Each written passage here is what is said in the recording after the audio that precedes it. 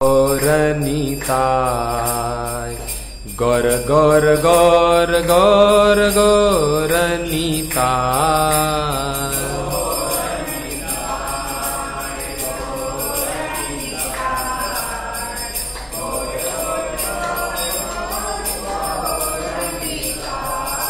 युग धर्म हरिनाम संकीर्तन की, जगत गुरु शील प्रभुपाद की, निताय गौर हरि प्रेमानंदे। ओम नमो भगवते वासुदेवाय।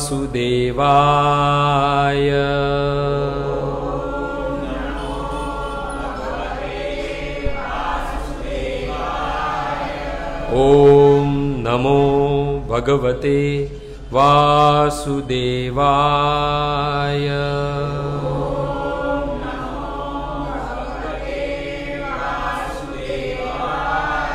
ओम नमो भगवते वासुदेवाय।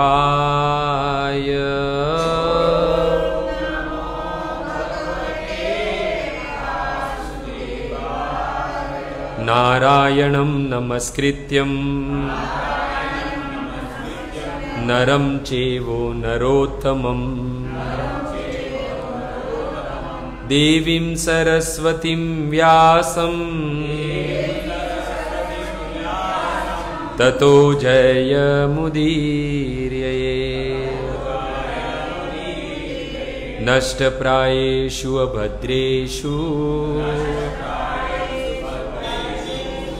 नित्यं भागवत सेवया। भगवती उत्तम श्लोके भक्तिर्भवतीर्नेष्टकी। ओम अज्ञानतिमिरानन्दस्य ज्ञानाञ्जनशलाकया चक्षुरुन्मीलितं येन तस्मै श्रीगुरुवे नमः। श्रीचैतन्यमनोभीष्टं स्थापितं येन भूतले स्वयं रूप कदा मह्यं ददाति शब्दान्तिकं। नमोऽहं विष्णुपादाय कृष्णप्रेष्ठाय भूतले श्रीमते भक्तिवेदान्त स्वामिनिति नामिने। नमस्ते सारस्वते देवे गौरवाणी प्रचारिणे निर्विशेष शून्यवादी पाश्चात्य देशतारिणे। हे कृष्ण करुणा सिंधु दीनबंधु जगतपते गोपेश गोपिकाकांत राधाकांत नमोस्तुते। तप्त कांचन गौरांगी श्री राधे वृंदावनेश्वरी वृषभानुसुते देवी प्रणमामि हरिप्रिये। वाञ्छाकल्पतरुभ्यश्च कृपा सिन्धुभ्येव च पतितानां पावनेभ्यो वैष्णवेभ्यो नमो नमः। जय श्री कृष्ण चैतन्य प्रभु नित्यानंद श्री अद्वैत गदाधर शिवासादि श्री गौर भक्त वृंद। हरे कृष्णा कृष्णा कृष्णा हरे हरे, हरे राम राम राम हरे हरे। हरे कृष्णा कृष्णा कृष्णा हरे हरे, हरे राम राम राम हरे हरे। हरे कृष्णा कृष्णा कृष्णा हरे हरे, हरे राम राम राम हरे हरे। यं ब्रह्मा वरुण रुद्र मरुत स्तुवन्ति दिव्ये स्तवे। वेदे साङ्गपदक्रमोपनिषदे गायन्ति यं सामगा। ध्यानावसिस्ततद्गतेन मनसा पश्यन्ति यं योगिनो। यस्यान्तं न विदुसुरा सुरगणा। देवाय तस्मै नमः, देवाय तस्मै नमः।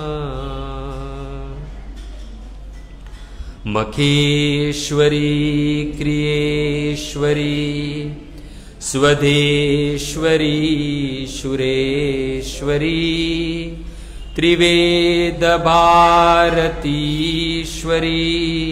प्रमाण शासनेश्वरी रमेश्वरी क्षमेश्वरी प्रमोद काननेश्वरी ब्रजेश्वरी ब्रजाधिपे श्रीराधिके नमोस्तुते श्रीराधिके नमोस्तुते। आराध्यो भगवान ब्रजेश तनय तदधाम वृंदावनम रम्या कांचितुपासना ब्रजवधो वरगेणया कल्पिता श्रीमद्भागवतं प्रमाणममलम् प्रेमापुमर्तो महान् श्रीचैतन्य महाप्रभु मतीदं तत्रादरो न पर तत्रादरो न पर। जय जय राधा रमण जय जय नवल किशोर जय गोपी चित चोर प्रभु जय जय माखन चोर जय जय माखन चोर। श्री कृष्णचंद्र भगवान की, श्री रामचंद्र भगवान की जय, श्री नर नारायण भगवान की जय, लक्ष्मी नारायण भगवान की जय। तो आए हुए सभी भक्तों का हार्दिक स्वागत है। तो इस मलाड में पुनः भगवान की कथा का अवसर प्रदान हुआ है, वो भी खास करके शिव जी जो वैष्णवा नाम यथाशंभु है, और साथ ही साथ सीता राम लक्ष्मण भक्त हनुमान और लक्ष्मी नारायण मंदिर में हम सब लोग एकत्रित हुए यहाँ पर भगवान की कथा का श्रवण करने के लिए।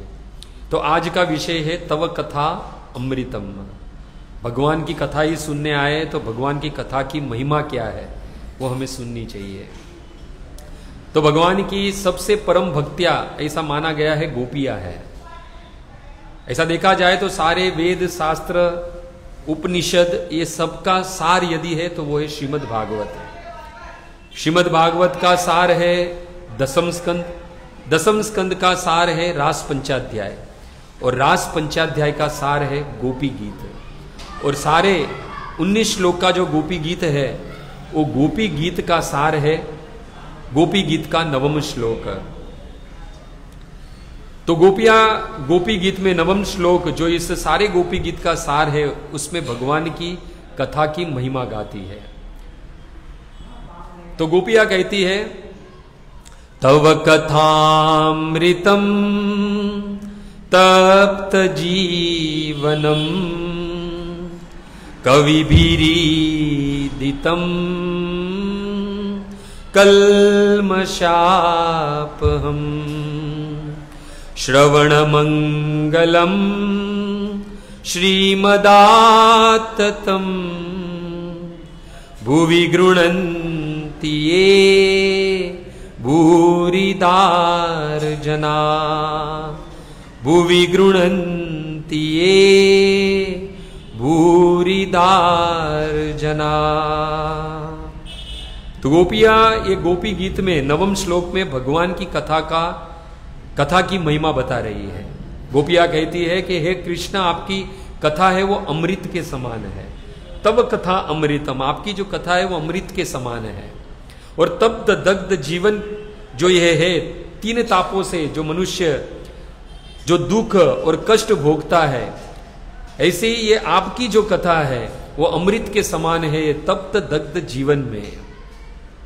ऐसे देखा जाए तो भगवान गोपियों से कहते हैं कि जब मैं रास छोड़कर चले गया तो आप कहती हो कि मैं आपका प्राण हूं, तो आपको तो मर जाना चाहिए। तब गोपियां कहती है कि प्रभु यदि हम जीवित है तो उसका एक और एक मात्र कारण है तब कथा अमृतम, आपकी कथा का जो अमृत है उसका हम पान करके हम लोग जीवित है।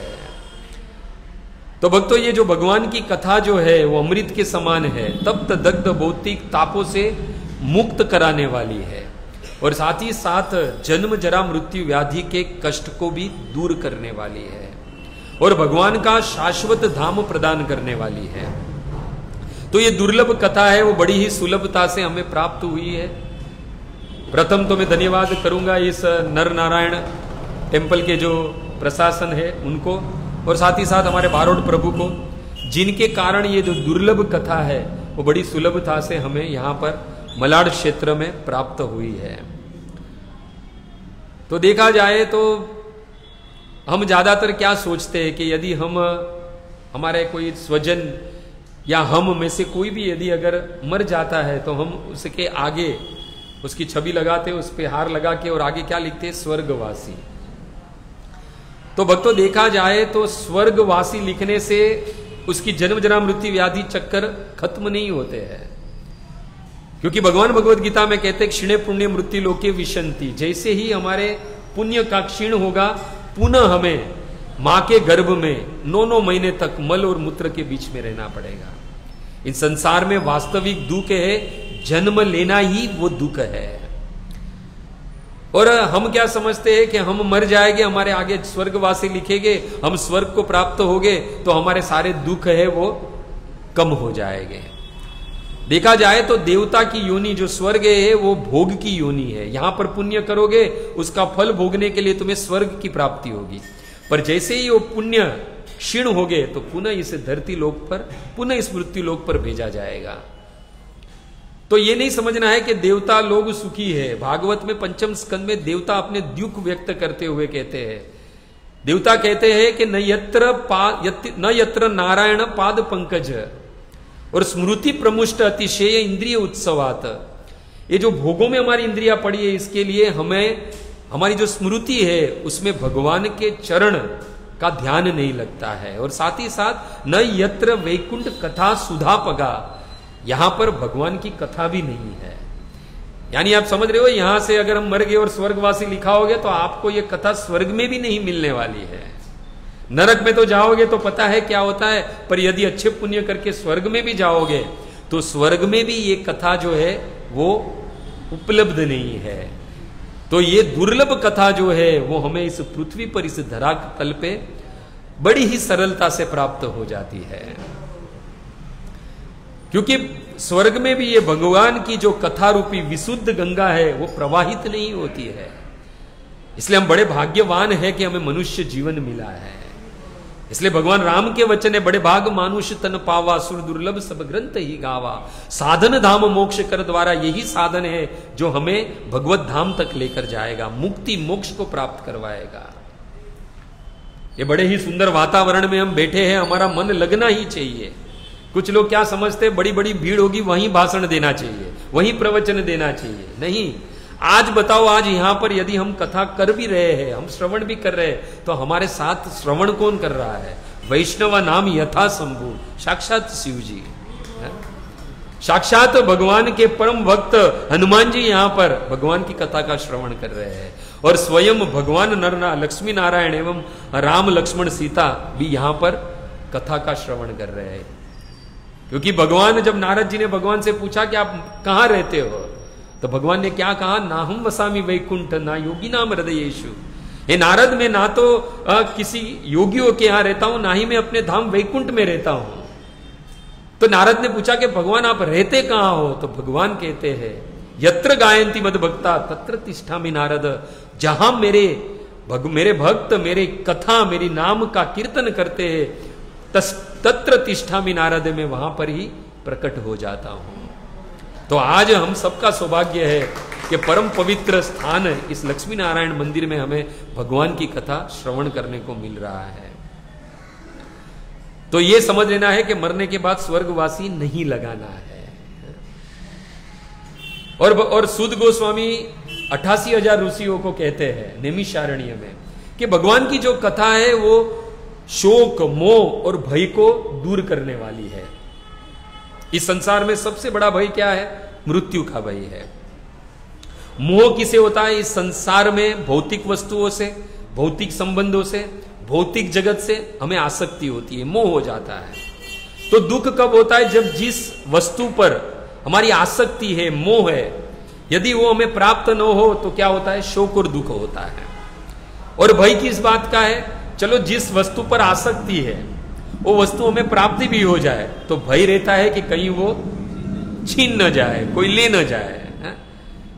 तो सुद गोस्वामी 88,000 ऋषियों को कहते हैं कि भगवान की कथा कैसी है? तो कैसे ऐश्याम वे श्रूयमाणायाम कृष्ण परम पुरुषे भक्ति उत्पत्त्यते पुंसा शोक मोह भय अपहा। भगवान की कथा कैसी है? जिस वक्त भगवान की कथा हम श्रूयमाणायाम श्रवण करते हैं उसी वक्त भक्ति उत्पत्त्यते पुंसा, उस पुंस उस मनुष्य के हृदय में भगवान की भक्ति जो है वो प्रकट हो जाती है। और जैसे ही भगवान की भक्ति प्रकट होती है तो मिलता क्या है? तो कहते हैं शोक मोह भय अपहा। ये जो सबसे बड़ी 3 वस्तु है, शोक दुख भय और क्या है? मोह, ये तुरंत ही नष्ट हो जाता है। और सबसे बड़ा भय मृत्यु का, वो मृत्यु के भय से हमें मुक्ति मिल जाती है। भगवान की कथा में इतनी ताकत है भक्तों। देखो जो विषयी में आसक्तियों में फंसा हुआ रहता है वो जीवन में दुख ही प्राप्त करता है। जो विषय में है, जो भौतिक विषयों में पड़ा हुआ है वो इस संसार में दुखी प्राप्त करता है। अगर भौतिक वस्तुओं में, भौतिक संबंधों में आसक्ति रहेगी तो दुख मिलेगा। पर वही आसक्ति यदि कृष्ण में लग जाए, राम में लग जाए, तो वही आसक्ति हमें सुख प्रदान करती है। इसलिए विषयी जो होता है वो भौतिक वस्तुओं में आसक्त रहता है, परंतु जो भक्त रहता है वो कृष्ण में या कृष्ण की कथा में आसक्त रहता है। देखो जब विषयी मरता है तो वो रोता है, परंतु भक्त मरता है तो हंसता है। तो विषयी जब इस मृत्यु के समय जब उसके प्राण निकलते तो रोता है। क्यों? क्योंकि उसके सामने विषयी क्यों रोता है? क्योंकि उसके सामने ये छूटता हुआ संसार नजर आता है जिसे उसे आसक्ति है। छूटता हुआ परिवार नजर आता है क्योंकि उसमें उसको आसक्ति है। छूटता हुआ ये संसार की प्रत्येक वस्तु से दिखाई देगी क्योंकि उससे आसक्ति है। और जिसमें मोह है, आसक्ति है, वो जब छूटती है तब दुख आता है, और दुख आता है तब रोना आता है। इसलिए विषयी जीव, जो विषयी भोगों में पड़ा हुआ जीव है, वो जब प्राण त्यागता है तब रोता है। पर रामकृष्ण का जो भक्त होता है, विष्णु का भक्त होता है, वो तो हंसते हुए मृत्यु के समय भी हंसता है। क्यों? क्योंकि उसे मिलते हुए कृष्ण दिखाई देते हैं, उसको भगवान का धाम दिखाई देता है। इसलिए जो लोग बिना भजन किए, बिना कथा श्रवण किए, बिना भक्ति किए मरता है, वो दोबारा मरने के लिए मरता है। समझना इस बात को। जो भजन भक्ति नहीं करता है, जो भगवान का नाम नहीं लेता है, जो कथा का श्रवण नहीं करता है, वो दोबारा मरने के लिए मरता है। इसलिए तो संत कहते हैं ना कि मरना मरना सब कहे पर मरना न जाने कोई। हम तो सब मरना मरना कहते पर मरना न जाने कोई। अगर मरना है तो वैसे मरो कि फिर मरना न होए। मरना है तो ऐसे कि दोबारा हमें मरना ना पड़े, क्योंकि जन्म लेंगे तो मृत्यु निश्चित है। जन्म लिया है तो मृत्यु निश्चित है, और बार बार अगर मृत्यु आएगी तो दुख होगा। इसलिए ऐसे मरो कि हमें पुनः मरना ना पड़े भक्तों, है ना। ऐसे मरना चाहिए कि फिर मरना ना पड़े। इसलिए नहीं मरने के लिए क्या करना है? नित्यम भागवत सेवया, भगवान की कथा सुननी है, भगवान की कथा सुननी है। और जितना जो लोग भगवान की कथा सुनते हैं, भगवान के गुणगान करते हैं, भगवान के जो भक्त है उसे भागवत जी में महाभागो कहा गया है। जितने भी भगवान के भक्त हुए हैं, जितने भी महाजन हुए भगवान के, 12 महाजन हुए, स्वयंभू नारद शंभु कुमारो कपिलो मनु प्रहलाद जनक भीष्म बलि वैया सखी वयम, ये सबको महाभाग कहा गया है। भाग्यवान नहीं है, बड़े ही भाग्यशाली है, महाभाग कहा गया है। और भगवान की कथा तो हमारे शिव जी से ज्यादा कौन पहचाने, जिनका रात दिन काम है भगवान की कथा करना। चाहे भागवत हो या रामायण हो, सौ प्रथम यदि कोई वक्ता है तो हमारे शिव जी वैष्णव नाम यथा शंभु है भक्तों। जब शिव जी की नई नई शादी हुई तो पार्वती जी आई 2-3 दिन के बाद और शिव जी से कहा कि कामना है स्वामी, मेरे मन में कामना है। तो शिव जी ने कहा क्या कामना है? शिव जी को लगा कि नई नई शादी हुई है तो बाहर घूमने जाना होगा। तो शिव जी ने कहा क्या कामना है? तो पार्वती ने कहा कि मेरी कामना है कि इस कैलाश पर राम कथा हो। देखो, अन्य जगह पर जब कोई दंपति का विवाह होता है तो वहां पर काम कथा होती है, राम कथा नहीं होती है।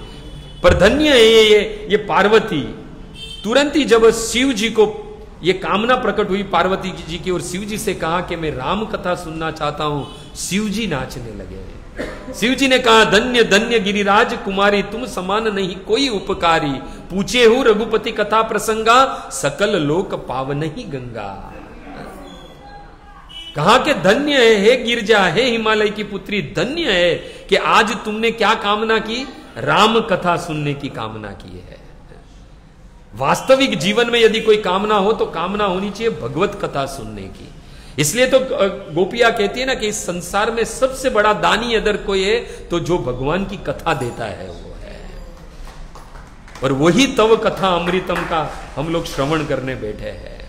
शिव जी बड़े प्रसन्न हो गए कि आज इस पृथ्वी के गोले पर, इस तीनों लोक में, हे देवी तुमसे बड़ा कोई उपकारी नहीं है शिव का, क्योंकि आज तुमने इस कैलाश पे राम कथा सुनने की कामना, जिज्ञासा प्रकट की।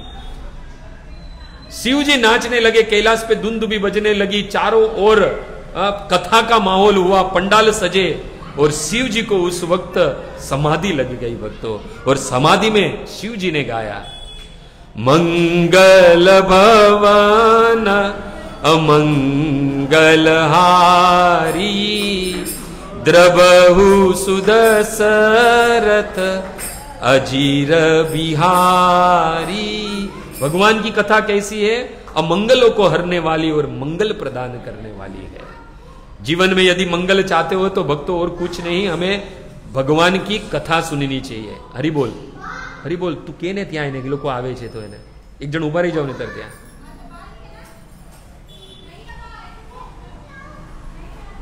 तो भगवान की जो कथा है कैलाश पे भी जब हुई तो भगवान शिव जी जो है वो नाचने लगे। शिव जी के लिए भी अगर कोई मंगल चीज है, यदि शिव जी को प्रसन्न करना चाहते हो तो शिव जी, चलो बिली पत्र हम चढ़ाते हैं, जल चढ़ाते हैं, शिव जी उतने प्रसन्न नहीं होते जितने शिव जी को यदि राम और कृष्ण की कथा दी जाए तो। और आज शिव जी स्वयं, उनके ही समक्ष हम सब लोग भगवान की कथा सुन रहे हैं, भगवान की कथा सुन भी रहे और सुना भी रहे हैं उनको, तो अवश्य शिव जी है वो बड़े प्रसन्न है आज। इसलिए भक्तों ये कथा बड़ी ही दुर्लभ है। ऐसा नहीं है कि संसार में अगर अच्छे पुत्र, अच्छी पत्नी, अच्छी पुत्री या बड़ी बड़ी धन संपदा मिल जाए वो भाग्यवान है। हमारे गोस्वामी तुलसीदास जी जो रामचरित्र मानस लिखा है वो तो कहते हैं सुत दारू अरु लक्ष्मी पापी घर भी होए। कोई बड़ी बात नहीं, अपने आप को सौभाग्यवान मत समझो कि अच्छे पुत्र है, अच्छी पत्नी है, अच्छी पुत्री है, बहुत सारी धन संपत्ति है तो कोई भाग्यवान नहीं है। तुलसीदास जी कहते हैं वो तो पापी के घर भी होती है, कौन सी बड़ी बात है वो। तो वास्तविक तुलसीदास जी कहते हैं संत समागम हरि कथा तुलसी दुर्लभ दोई। अगर इस संसार में अगर दुर्लभ वस्तु है तो दो है, एक संतों का समागम और दूसरी भगवान की कथा।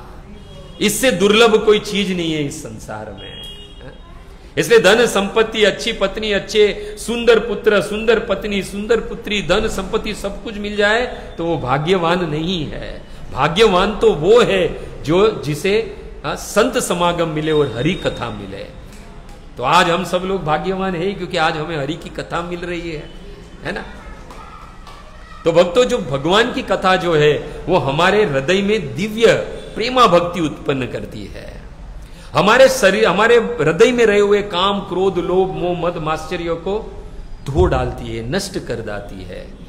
इसलिए तो सुध गोस्वामी नैमिषारण्य के ऋषियों को कहते हैं, श्रृणताम स्वकथा कृष्ण पुण्य श्रवण कीर्तनम हृदयंतस्तो ही भद्राणी विधुन होती सहत सताम।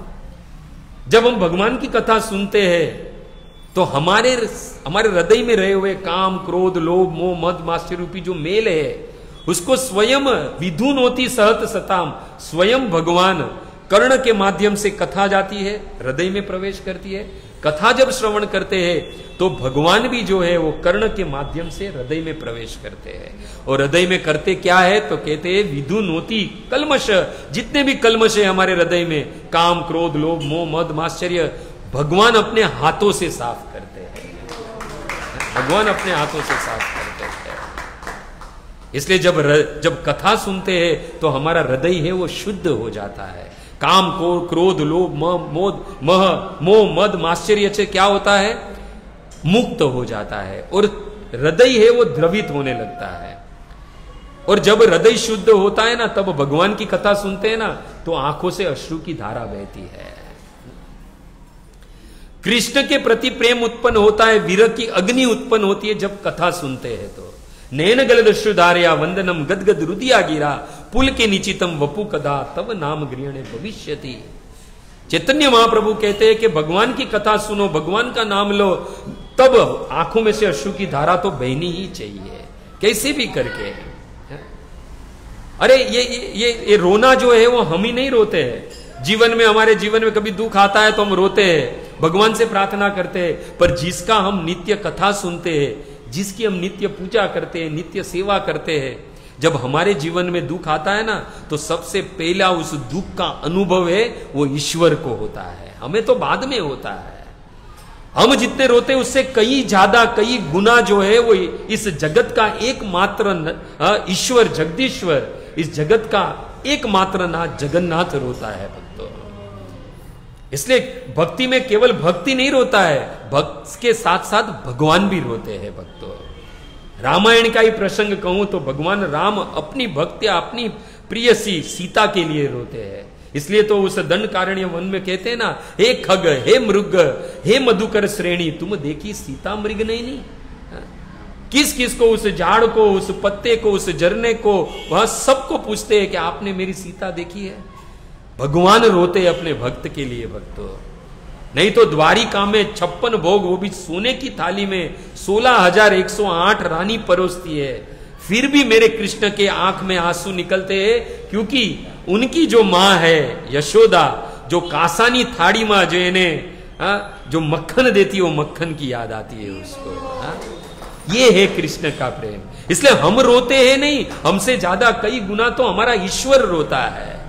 वो रोता है क्योंकि जीव ये संसार में बंधा हुआ है, दुखों में पड़ा हुआ है। इसलिए दुख हमारे जीवन में है तो ये नहीं समझना, हम तो फरियाद करते हैं भगवान के पास आके कि रोज मंदिर में आता हूं और बाद में फिर भी मेरे जीवन में दुख है।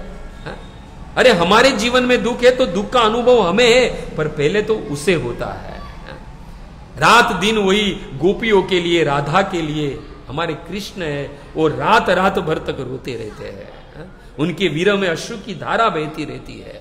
प्रमाण चाहिए आपको तो प्रमाण है नीलाचल धाम में, पुरुषोत्तम क्षेत्र में आज जगन्नाथ जी जो खड़े हैं वही साक्षात वीर की मूर्तिमान स्वरूप है भक्तों।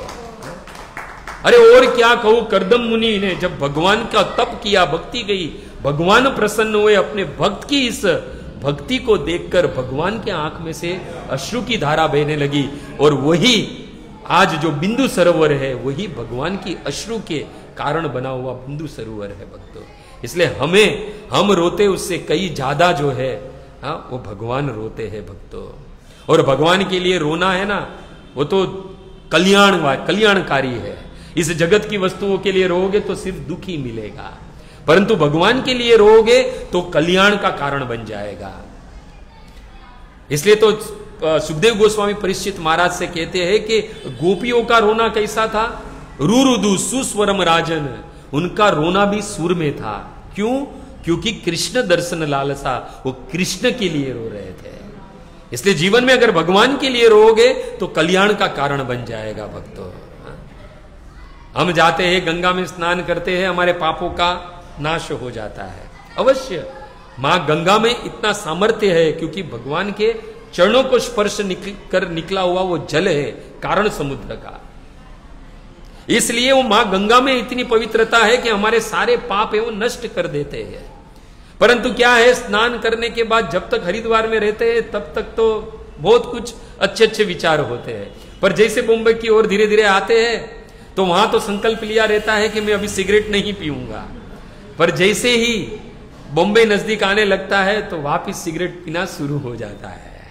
मां गंगा हमारे सारे पापों को नष्ट करती, इसमें कोई संशय नहीं है। पर हम क्या करते हैं, मां गंगा को आदर देने की बजाय हमारे सारे पाप धोने का स्थान मिल गया है। साल में एक बार आओ, गंगा में स्नान कर लो, सारे पाप धोल डालो, बात खत्म। परंतु भक्तों, गंगा में स्नान करोगे तो पाप तो नष्ट हो जाएंगे, पर पाप करने की प्रवृत्ति जो है वो नष्ट नहीं होगी। पर कथा रूपी गंगा में बैठोगे तो अवश्य तुम्हें पाप करने की प्रवृत्ति है वो नष्ट हो जाएगी भक्तों। और हृदय में क्या होगा, कृष्ण और राम की भक्ति प्रकट हो जाएगी भक्तों। इसलिए तो तुलसीदास जी कहते, जिन हरि भक्ति हृदय नहीं आनी, जीवत सौत समान तही प्राणी। तुलसीदास जी ने कह दिया कि जिस मनुष्य के हृदय में राम और कृष्ण की भक्ति नहीं है वो तो चलती फिरती लाश है। तुलसीदास जी ने तो लाश कह दिया उसको। और आगे भी कहते हैं, जिन हरि कथा सुन ही नहीं काना, श्रवण रुद्र ही भवन समाना। अरे जिस मनुष्य के कान कथा नहीं सुनते हैं, तुलसीदास जी कहते हैं कि वो कान तो सर्प के रहने के बिल के समान है। इसलिए भगवान की कथा हमेशा सुननी चाहिए भक्तों।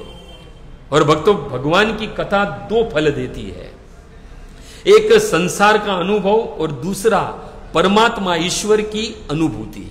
ये दो वस्तु प्रदान करती है। आप देखो, और ये दो वस्तु प्रदान होती है तो वैराग्य उत्पन्न होता है। एक क्या है, संसार का अनुभव, और दूसरा ईश्वर की अनुभूति। ये दोनों वस्तुएं कथा में प्राप्त होती है। आप देखो, गौतम सिद्धार्थ जिनका नाम था, हा? जब उसने पहली बार वो अपने महल से बाहर निकले, प्रथम बार किसी वृद्ध व्यक्ति को देखा, प्रथम बार किसी रोगी को देखा, और प्रथम बार किसी मृत्यु यानी किसी की लाश जा रही थी उसको देखा। तब उसने अपने सारथी से पूछा, ये क्या है? तो उसने कहा, ये आदमी है, रोगी है, ये वृद्ध हो गया है, ये मर गया है। जैसे ही उनको पता चला, तुरंत ही राजमहल सब कुछ छोड़कर वो वन में चले गए, और गौतम सिद्धार्थ जो है वो कौन बन गए, गौतम बुद्ध बन गए भक्तों।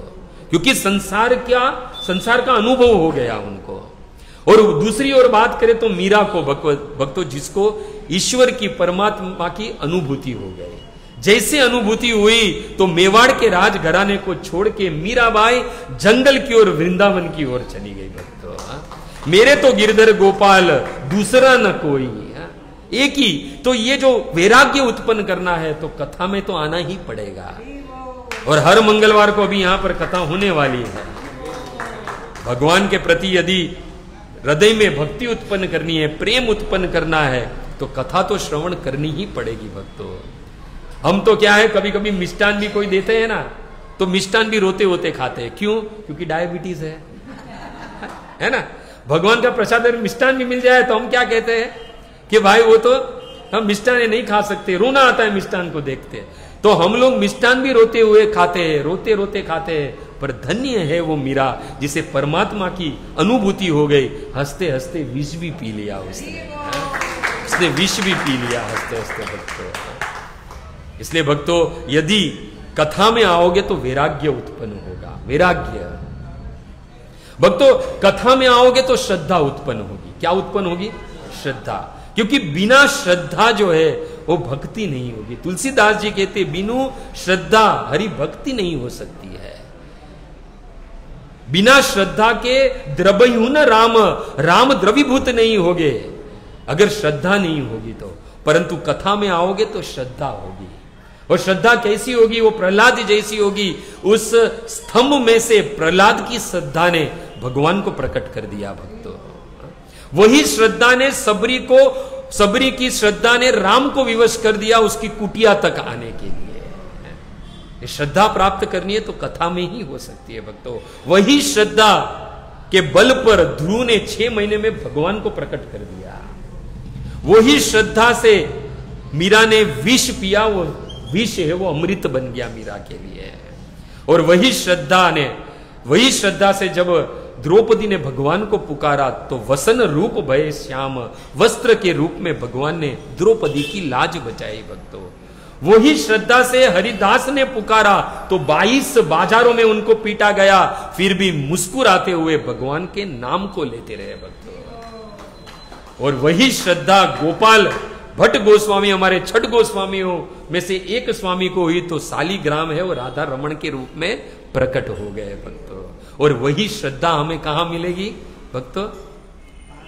कथा में मिलेगी। तो अभी ध्यान रखना, हर मंगलवार को यहां पर 8 बजे से लेके 9 बजे तक कथा होगी। आज प्रथम दिन है तो थोड़ा अस्त व्यस्त था, पर हो जाएगा फिर।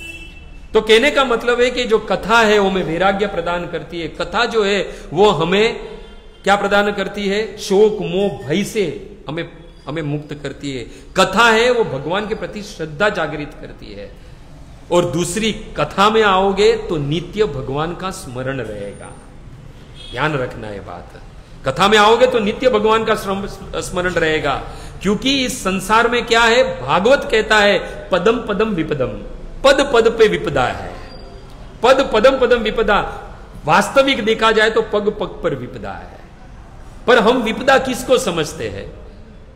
धन चले जाना, धंधे में लॉस हो जाना, पति पत्नी का तलाक हो जाना,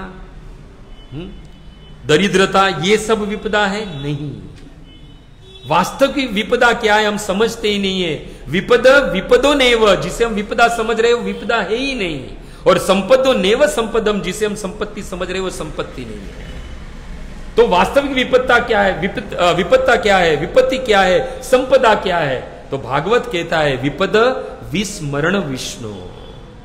विपदा क्या है? भगवान का विस्मरण हो जाना ही वास्तविक विपदा है, दुख है। इसलिए तो हनुमान जी को जब प्रभु श्री राम से मिले तो प्रभु श्री राम ने कहा हनुमान जी से सब कुछ कुशल मंगल है? तो हनुमान जी ने कहा हाँ सब कुछ कुशल मंगल है, पर कब तक? कहू हनुमंत विपत्ति प्रभु सोई, जब तब सुमिरन भजन न होई। हे प्रभु, जीवन में विपदा तब तक नहीं है जब तक आपका सुमिरन हो रहा है, आपकी भजन भक्ति हो रही है, आपकी कथा का श्रवण हो रहा है। जिस दिन आपका स्मरण नहीं हुआ उस दिन से विपदा शुरू हो जाती है। इसलिए वास्तविक विपदा क्या है? विपद विस्मरणम विष्णु। हम भगवान को भूल जाए, भगवान का विस्मरण हो जाए, वही वास्तविक विपदा है। और संपदा क्या है? संपत्ति क्या है? ये डॉलर पैसा पाउंड ये संपत्ति है? सोना चांदी हीरा जवेरात ये संपत्ति है? नहीं। संपत्ति क्या है? तो कि संपन्न नारायण स्मृति। जिस वक्त आपका मन रात दिन भगवान का स्मरण करता रहे, यही वास्तविक संपत्ति है। इसलिए पद्म पुराण में कहा गया है स्मर्तव्यम सततम विष्णु। सतत भगवान का स्मरण करते रहो, तभी इस संसार से क्या होगा? हमें विपदाओं से हमें मुक्ति मिलेगी। और ये विपदाओं से मुक्ति चाहिए तो तब कथा अमृतम। गोपियों ने कहा भगवान की कथा जो है वो अमृत के समान है, उस कथा में आना पड़ेगा। और कथा क्या प्रदान करती है? तो कथा प्रदान करती है विवेक प्रदान करती है। ये सत्संग में आओ तो क्या विवेक प्रदान होता है, और किसी के नहीं, हमारे राम के वचन है। क्या वचन है? बिनु सत्संग विवेक न होई। सत्संग में नहीं आओगे, भगवान की कथा श्रवण नहीं करोगे तो जीवन में विवेक नहीं आएगा। विवेक कभी भी नहीं आएगा जीवन में। बड़ों का आदर नहीं करोगे। ये विवेक अगर चाहिए तो हमें कथा का श्रवण करना पड़ेगा। इसलिए तो आप देखो तुलसीदास जी को देखो, तुलसीदास जी ने रामचरितमानस की रचना की। इतना बड़ा ग्रंथ भक्तों, रामचरितमानस। शुरुआत में ही तुलसीदास जी ने जितने लोग को प्रणाम किया है रामचरितमानस में, इतना प्रणाम किसी भी ग्रंथ में नहीं है भक्तों। तुलसीदास जी को विवेक था, क्या था कि मैं सबको प्रणाम करूं, जितने भी लोग हैं इस संसार में सबको प्रणाम करूं। इतने सारे प्रणाम करते करते 84 लाख की योनि को भी प्रणाम कर दिया, परंतु फिर भी मन अभी भी संतुष्ट नहीं हुआ कि शायद कोई रह गया रहेगा तो तब उनके मन के संशय दूर करने के लिए उन्होंने चौपाई लिखी। सिया राम मई सब जग जानी, करहु प्रणाम जूर जुग पानी। जनक सुता जग जननी जानकी, अतिशय प्रिय करुणा निधान की। क्या कहा कि सिया राममयी सब जग जानी, क्योंकि भगवान सबके हृदय में है। राधा कृष्ण और राम और सीता सबके हृदय में है। सबके हृदय में रहने वाले भगवान को प्रणाम कर दिया, यानी सबको प्रणाम किया। ये रामचरित्र मानस लिखने से पहले। और रामचरित्र मानस आखिर लिखा क्यों था, उनसे किसी ने पूछा तो उन्होंने शुरुआत में ही प्रथम ही कह दिया, स्वांत सुखाय रघुनाथ गाथा। ये मेरी सुख के लिए मैं भगवान की कथा गा रहा हूं, दूसरों के सुख के लिए नहीं। आज मैं यहां आया हूं तो स्वांत सुखाय, मेरे खुद के सुख के लिए आया हूं। आप लोग भी आओ तो ऐसा नहीं है कि ये मनस्वी कृष्ण प्रभु आ रहे तो उनको सुखी करने के लिए हम आए, नहीं, अपने आप को सुखी करने के लिए आओ अगर कथा में आना है तो। और ये मत समझना कथा में आऊंगा तो मेरे सारे दुख है वो सुख में बदल जाएंगे। मेरी सारी जो प्रॉब्लम है, मेरी सारी जो दुविधा है वो सब दूर हो जाएगी। हम ज्यादातर कथा में इसके लिए ही आते हैं क्योंकि हम सुनते हैं फलाना कहता है कि मैं कथा में आया, कथा में जाना शुरू किया तो मेरे सारे दुख दूर हो गए। कहते हैं मेरा फलाना काम बन गया जब से मैं कथा सुनने के लिए आया। कथा जो है वो कभी भी सुख दुख को सुख में परिवर्तन नहीं करती है। गांठ बांध लो ये बात, ये बड़ी रहस्य की बात है। ज्यादातर आप कथा में जाओगे तो यही सुनने को मिलेगा कि कथा हमारे दुख को दूर करके सुख देने वाली है। गलत। कथा जो है वो कभी भी दुख को सुख में परिवर्तन नहीं करती है। कथा जो है वो आपको दुख और सुख से परे लेकर जाती है, ये समझ लेना। जहां सुख और दुख का अनुभव न हो वो वास्तविक कथा है। इसलिए तो शिव जी कहते हैं ना, जब वित्रासुर को जब श्राप देते हैं पार्वती, अरे चित्रकेतु महाराज को, कि जाओ आपको असुर की योनि मिलेगी, तब कहते हैं भगवान के भक्त है, ये नित्य भगवान की कथा श्रवण करने वाले, भगवान का नाम लेने वाले, अपवर्ग स्वर्ग अर्थ तुल्य दर्शनम, चाहे इसे स्वर्ग में रखो, नरक में रखो, या फिर अपवर्ग भगवत धाम भी मिल जाए तो उनके लिए सब एक समान है। तो वैसे ही होना चाहिए। कथा हमें क्या देती है? सुख और दुख से परे लेकर जाती है। और भक्तों, विवेक जो है वो साधु संतों का करना सीखो। कथा हमें विवेक सिखाती है और विवेक साधु संतों का करो, क्योंकि सत्संग में जाते हैं तो साधु जो है वो हमारे पर कृपा करते हैं। क्योंकि आज संत नहीं होते तो आज हमें कथा नहीं मिलती भगवान की। आज श्रील प्रभुपाद न होते तो आज शायद ये दुर्लभ वस्तु हमें बड़ी आसानी से नहीं मिलती। आज देखो मंदिर जो है, अब मंदिर में भी ज्यादातर लोग आते किसके लिए? बस सुबह में आते, घंटा बजाते, भगवान के दर्शन करके निकल जाते। पूरे दिन किसी को भी भगवान की नहीं पड़ी है। और ज्यादातर भगवान के पास कौन आते हैं? जब दुख आता है जीवन में, दुख आता है जब। पर ये संतों की कृपा है जिसके कारण हमें ये दुर्लभ वस्तु मिली है। तो संतों का विवेक करो, साधु का, वैष्णव का विवेक करो, उसको आदर दो। सुखदेव गोस्वामी परीक्षित महाराज से कहते हैं कि यदि हम संतों का, वैष्णवों का, साधुओं का अपराध करते हैं तो जीवन में हमारी 6 वस्तुएं वो नष्ट हो जाती है। कितनी वस्तु? 6 वस्तु। तो सुखदेव गोस्वामी कहते हैं, आयु श्रियम यशो धर्मा, गाइए, आयु श्रियम यशो धर्मा, लोकान आशीषेव च, लोकान आशीष, हन्ति श्रेयांसि सर्वाणि, पुंसो महत् अतिक्रमा, अति महत् क्रमा। क्या 6 वस्तुएं? आयु सबसे पहली, लंबी आयु है वो नष्ट हो जाएगी यदि किसी वैष्णव संत और कृष्ण के, राम के भक्त का अपमान किया तो, अनादर किया तो। सबसे पहली आयु, दूसरा है सौंदर्य, श्रियम, सुंदरता भी नष्ट हो जाएगी आपकी। फिर है तीसरा यश, यश भी नष्ट हो जाएगा, धर्म भी नष्ट हो जाएगा। और कहते हैं लोकानु आशीष, जो दूसरों के आशीर्वाद बड़े के मिले हैं वो भी नष्ट हो जाएंगे। अरे वो तो छोड़े, उच्च लोक जाने का जो वर प्राप्त कर लिया है आपने, यदि तो वो वर भी है वो भी नष्ट हो जाएगा यदि भगवान के भक्त का यदि अनादर करेंगे, अपमान करेंगे तो।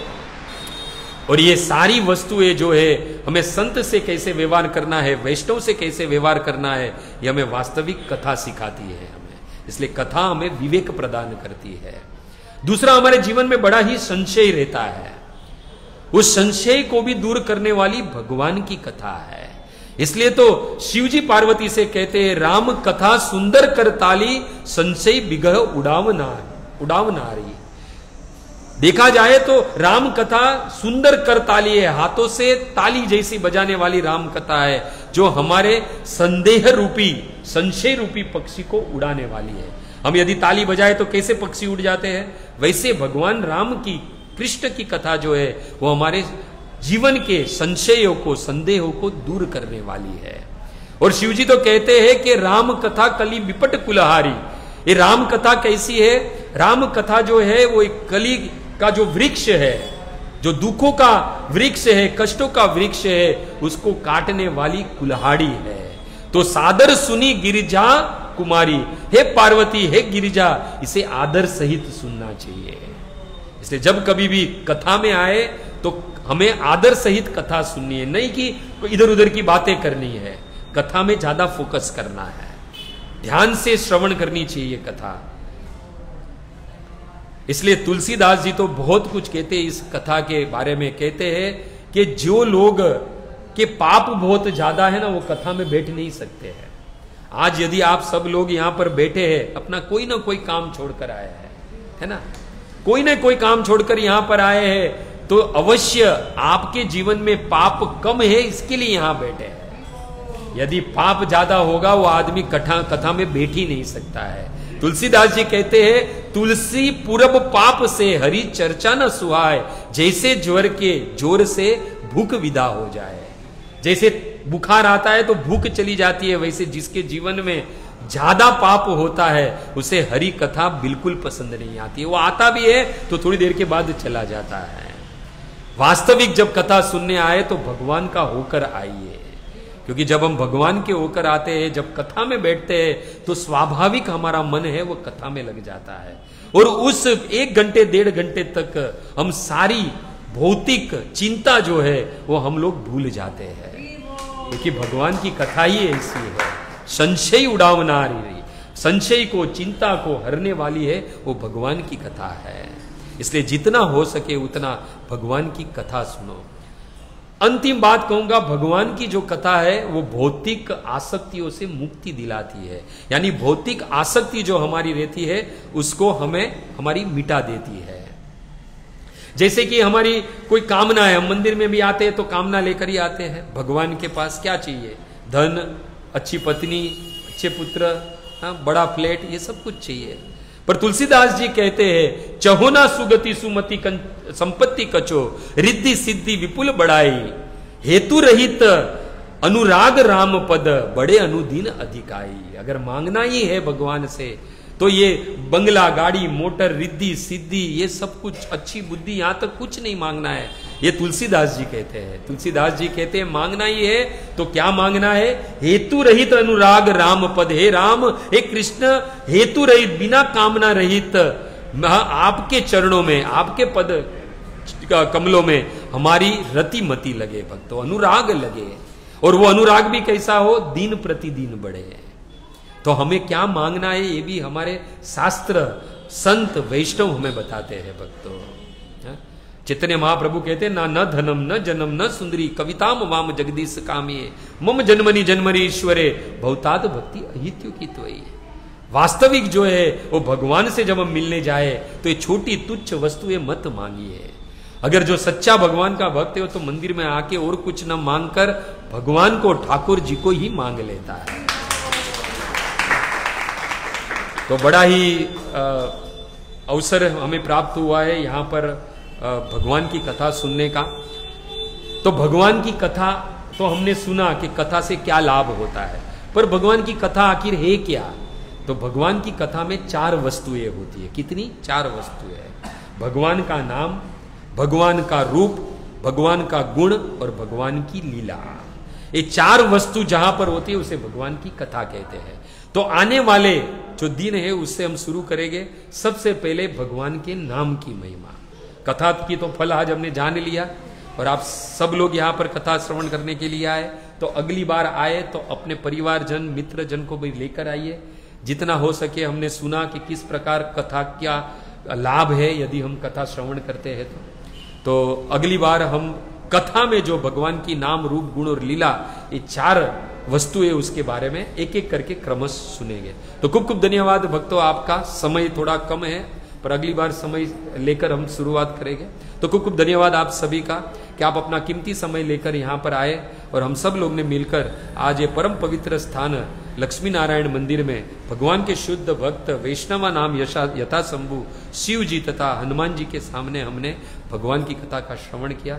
तो खूब खूब धन्यवाद। वांछा कल्पतरुभ्यश्च कृपा सिंधु भैवच पतितानाम पावनेभ्यो वैष्णवेभ्यो नमो नमः। हरे कृष्णा कृष्णा कृष्णा हरे हरे, हरे राम राम राम हरे हरे, हरे कृष्णा कृष्णा कृष्णा हरे हरे, हरे राम राम राम हरे हरे। सबके लिए प्रसाद है, प्रसाद लेकर जाइएगा। हरे कृष्णा। हाँ, किसी का कोई प्रश्न है तो पूछ सकते हैं। 5 मिनट है, खाली टाइम हो गया।